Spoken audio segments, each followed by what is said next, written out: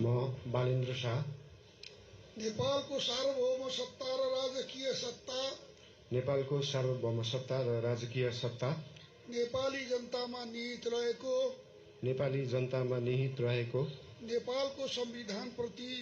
नेपालको संविधान प्रति पूर्ण वफादार रही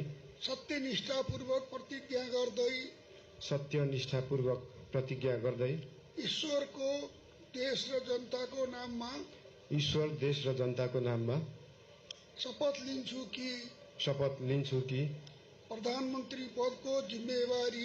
प्रधानमन्त्री पदको जिम्मेवारी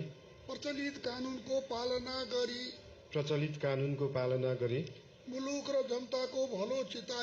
मुलुक र जनताको भलो चिताई कसैको डर नमानी पक्षपात नगरी पूर्वाग्रह वा खराब भावना नलिई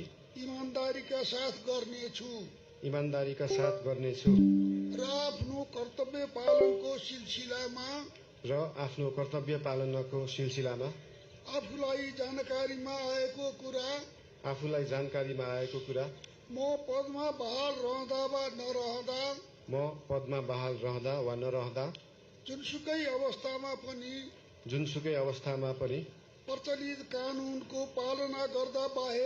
प्रचलित कानूनको पालना गर्दा बाहेक